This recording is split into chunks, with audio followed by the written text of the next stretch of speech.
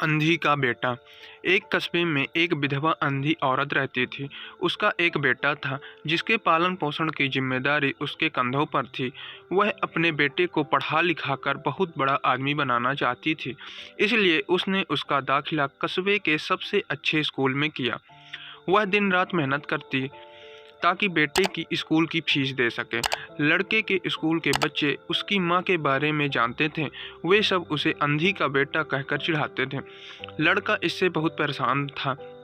उसे अपनी माँ पर शर्म आने लगी थी।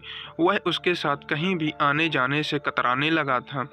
जब लड़का बड़ा हुआ तो उसकी शहर में अच्छी नौकरी लग गई। उसने अपनी माँ से वादा किया कि शहर में मकान लेकर वह उसे लेने आएगा, लेकिन वह शहर गया तो फिर लौटकर वापस नहीं आया। उसकी अंधी माँ उसका इंतजार करती रही। कई महीने बीत गए, लड़के की कोई खबर नहीं आई। कई महीने बीत गए, लड़के की कोई खबर नहीं आई।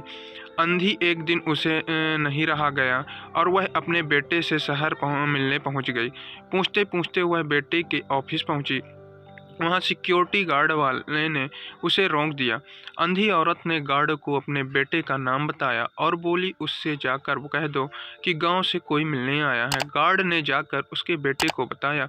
बेटे ने ऑफिस की खिड़की से देखा तो उसे अपनी माँ गेट के बाहर खड़ी नजर आई। वह ऑफिस में सबके सामने अपनी माँ की वजह से शर्मिंदा नहीं होना चाहता था। उसने कहला दिया कि वह ऑफिस में नहीं है। अंधी औरत वहां से चली गई। शाम को वह लड़का ऑफिस से घर जाने के लिए निकला। रास्ते में एक जगह काफ़ी भीड़ जमा थी। वह अपनी गाड़ी रोककर भीड़ के पास पहुंचा और बीच सड़क में अपनी माँ को मरा पाया। उसके हाथ में एक चिट्ठी थी जिसमें लिखा था, बेटा, बड़े दिन हो गए थे, तेरी कोई खबर नहीं मिली। चिंता हो रही थी, इसलिए तुझसे मिलने चली आई। तू अब तो बड़ा आदमी बन गया है।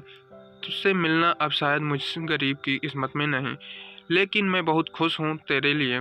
तूने अपना ही नहीं मेरा सपना भी पूरा किया है।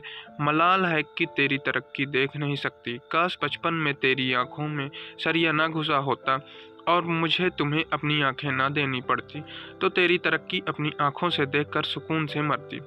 तेरी अंधी माँ। ये पढ़कर लड़का फूट फूट कर रोने लगा।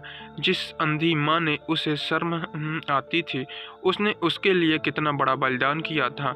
वह आत्मग्लानि से भर उठा, जिंदगी भर खुद को माफ नहीं कर पाया।